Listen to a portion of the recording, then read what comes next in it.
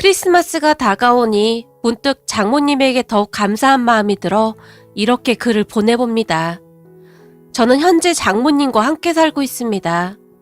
결혼할 당시 가진 것이 하나도 없었기에 처가살이를 시작했던 것이 지금까지 같이 살고 있습니다. 그런 저를 보며 사람들이 대단하다고 하는데 그런 말을 들을 때마다 제 마음이 영 편치가 않습니다. 얼핏 보기에는 마치 제가 장모님을 모시고 사는 것처럼 보이겠지만 사실은 전혀 그런 게 아니니까요. 그럼 지금부터 제 인생 이야기를 한번 해보겠습니다. 어느 날 퇴근하기 위해 급히 준비를 하는데 옆자리 회사 동료가 제게 "송대리, 오늘 치맥 어때? 우리 딱 한 잔만 하고 가자. 우리 아내 오늘 처갓집 가서 난 오늘 자유야." 라며 한껏 들뜬 표정으로 말했어요. "미안해. 나 빨리 가봐야 해. 아까 통화해보니 우리 장모님이 딸기가 드시고 싶대.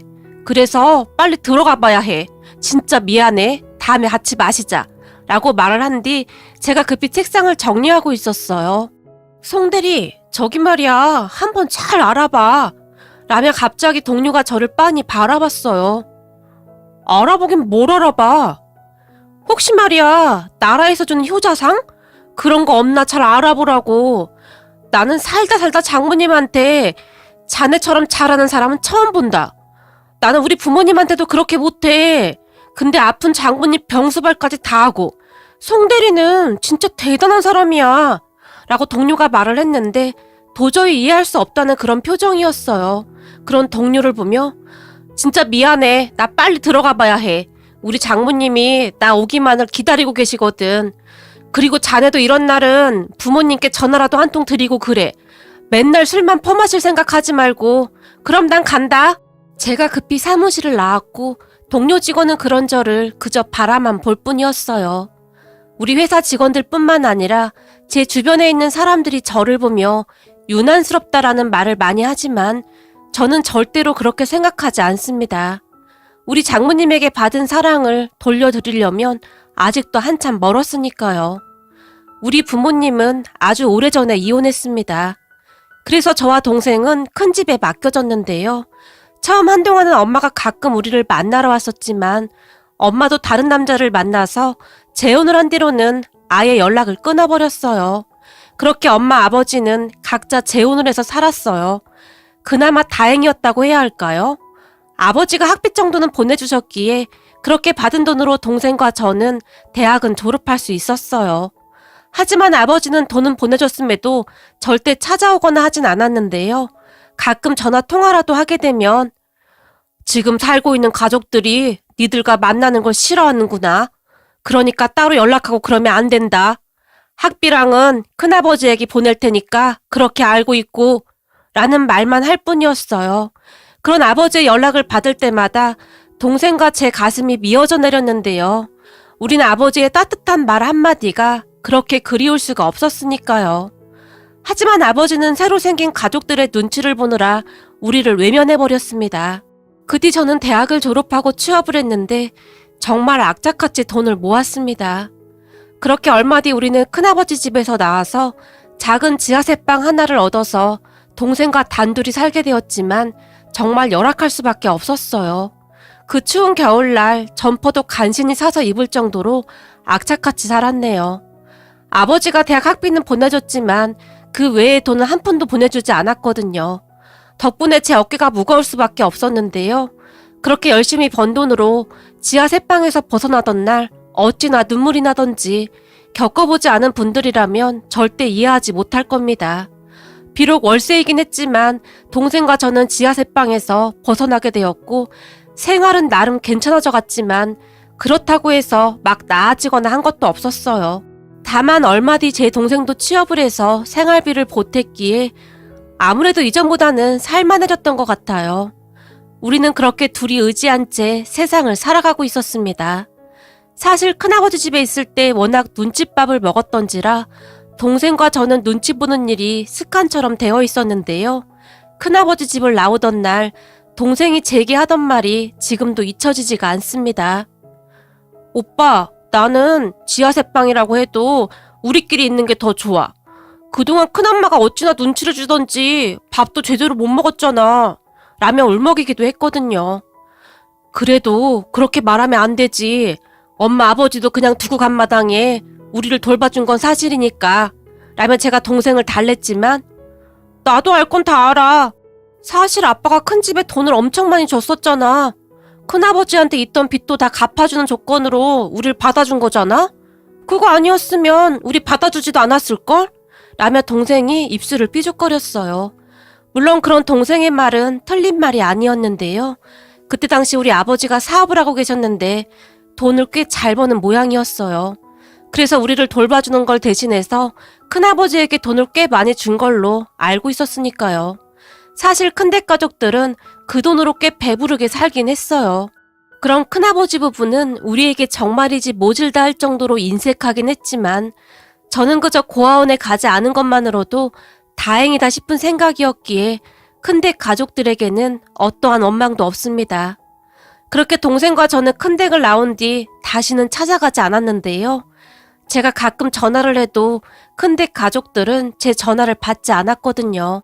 처음에는 바빠서 못 받는가 보다 했었는데 어느 날 큰엄마가 제게 눈치가 없는 거냐 뭐냐? 그만큼 키워줬으면 알아서 살아야지. 왜 자꾸 전화하고 그래? 이제 니들이 알아서 살아. 그리고 이제는 니들 아버지가 돈도 안 보내주는데 우리가 얼굴 볼 일도 없지 않냐? 라는 문자 한 통을 띡 하고 보내왔더라고요. 돈 때문이긴 했지만 어찌되었던 우리를 키워주신 건 맞으니까 명절에 선물이라도 들고 찾아갈까 했었거든요. 그런데 그 문자 한 통에 저도 정이 뚝 떨어져 버렸고 그 뒤에 우리는 큰댁 가족들과 완전히 인연을 끊어버렸어요. 그렇게 동생과 저는 오로지 둘만 의지한 채 살고 있었어요. 그러던 어느 날 회사에서 우리 아내를 만났습니다. 서로 업무를 공유해야 하다 보니 친해지게 되었는데 아내는 성격이 참 밝은 사람이었어요. 아내는 뭐라든지 자신감이 넘쳤고 항상 친절했는데 물론 저한테만 친절했던 것은 아니었고 모든 사람들에게 친절한 그런 사람이었어요. 그런 아내에게 처음으로 제 마음이 움직였는데 제 처지가 그러니 감히 고백도 못한 채 그저 멀리서 아내를 바라만 볼 뿐이었어요. 어느 날은 아내와 단둘이 식사할 기회가 생겼는데 이런저런 이야기를 하다 보니 서로 대화가 참 잘 통하는 걸 느꼈어요. 그 뒤 우리는 가끔 식사도 하고 차도 마시면서 조금씩 가까워져 가고 있었어요. 하지만 저는 아내의 주변을 맴돌기만 할 뿐 항상 눈치만 보고 있었는데요. 그런 제 마음을 아는 것인지 모르는 것인지 아내는 제게 항상 상냥했어요. 그러던 어느 날 회사에 출근했던 아내가 혼비백산한 채 사무실을 뛰쳐나갔는데 주변에 들어보니 아내의 아버님, 그러니까 장인어른이죠. 장인어른이 돌아가셨다는 말을 듣게 되었어요. 그 말을 듣고 저도 급히 장례식장에 가게 되었는데 장례식장에서 마주한 아내를 보며 그렇게 가슴이 아플 수가 없었습니다. 그런 아내에게는 어머니와 언니가 한 명 있었는데 두 분도 넋이 나간 채 대성통곡만 할 뿐이었어요. 그런 아내의 가족들을 보며 제가 용기를 냈고 아내 가족 옆에서 이것저것 챙겨주며 그날부터 저는 장례식장에서 밤을 지새우며 아내 곁을 지켰습니다. 그렇게 장례식장에서 밤을 꼬박 지새우다시피 하고 다음날 아침에 다시 회사로 출근하기를 반복했어요. 그러다가 발인 날에는 회사에 말을 한 뒤 연차 휴가까지 냈는데 그런 저를 보며 사람들이 수군거리기도 했지만 저는 그저 제 마음 가는 대로 행동했습니다. 그런 제 모습에 아내와 아내 가족들이 많이 놀란 모습이었는데 특히나 장모님이 그렇게 고마워할 수가 없었어요. 아내 또한 그런 제 모습을 보며 조금씩 마음을 열어갔는데 어려운 시간을 같이 보내면서 우리는 더욱 가까워지게 되었어요. 그렇게 우리는 어느새 연인이 되어갔습니다. 역시나 아내는 참 좋은 사람이었는데 얼마 뒤부터는 제 여동생까지 살뜰히 잘 챙겼어요.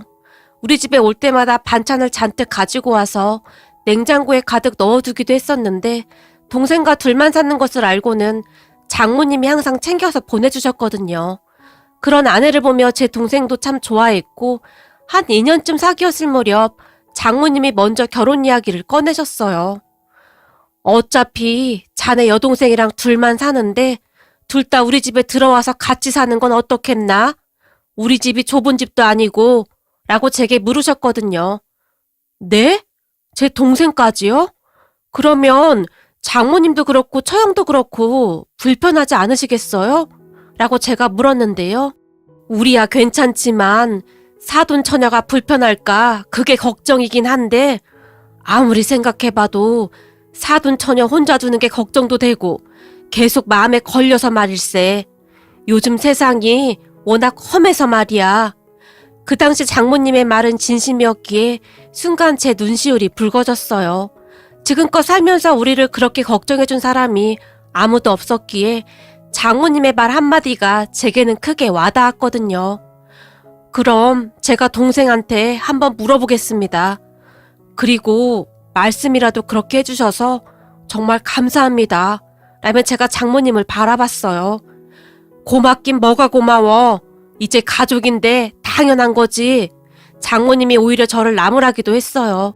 그렇게 집에 돌아간 저는 동생에게 장모님의 이야기를 전달했고 동생이 잠시 고민하는 듯 했는데요. 아마도 큰 댁에서 워낙 눈칫밥을 먹고 살았던지라 선뜻 내키지 않는 듯 했어요. 그런 동생에게 네가 내키지 않으면 어쩔 수 없는 건데 너도 알다시피 너 혼자 두고 가면 오빠도 마음이 편하지 않을 것 같아. 그러니까 잘 생각해봐.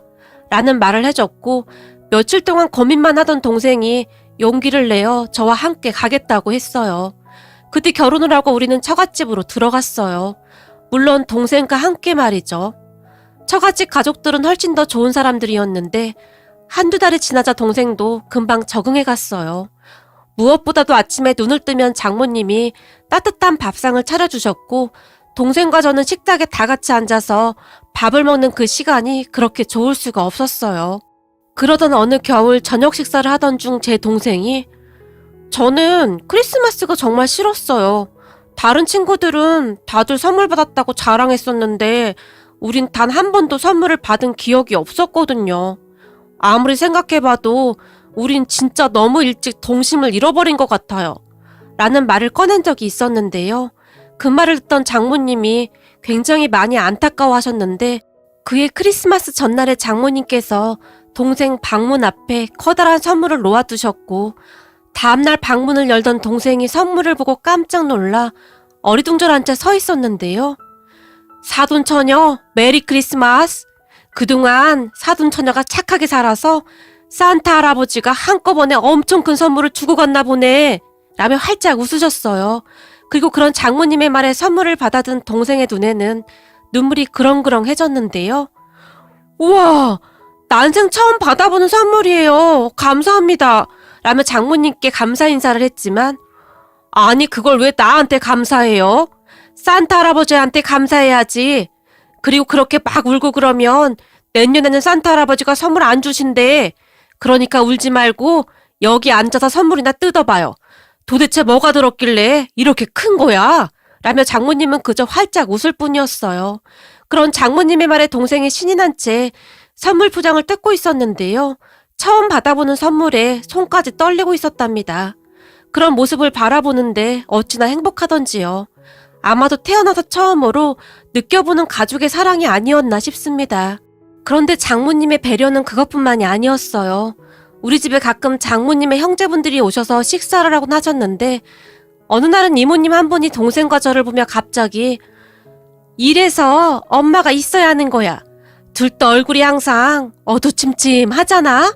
라며 비꼬듯이 말했어요. 그 말을 듣던 장모님이 그 엄마가 여기 있잖아. 내가 엄마인데 그게 무슨 말이야? 라고 말씀하시며 이모님을 노려보기도 했어요.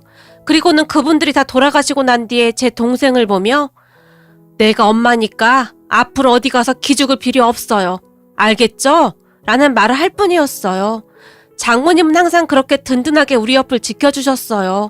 시간이 지나 제 동생이 결혼을 할 때도 장모님은 마치 딸 시집 보내듯이 이것저것 다 준비해 주시며 눈물까지 글썽이셨는데요. 제 동생과 같이 온 제부를 보며 우리 사돈 처녀는 내 딸이나 마찬가지예요.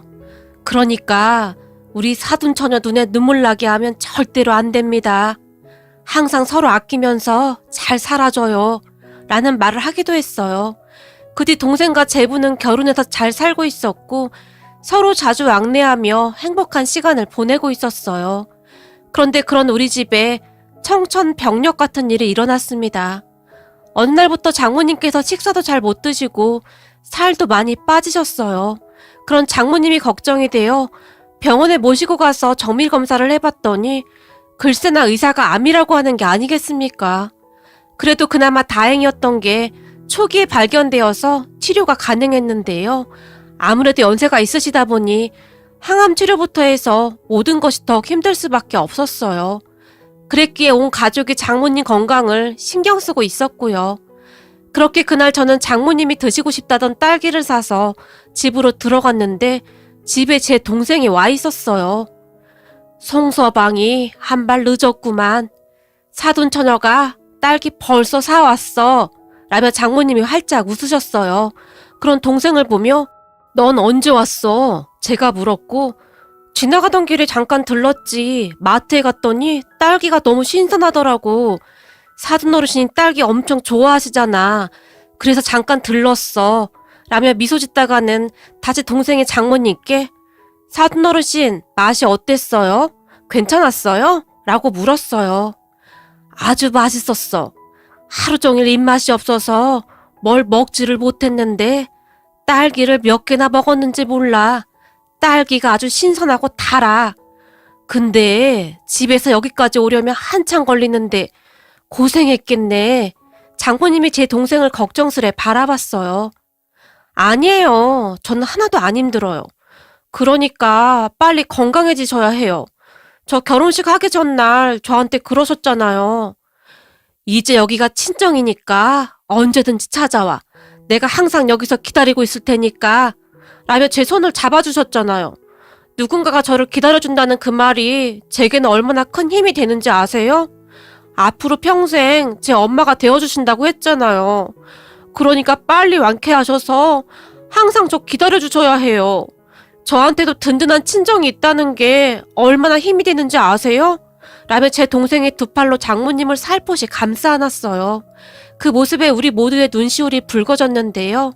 살면서 제대로 된 부모의 사랑을 받아보지 못했던 동생은 장모님께 그 사랑을 받으며 그동안의 상처를 치유해갔던 것은 아닐까 하는 생각을 해봅니다.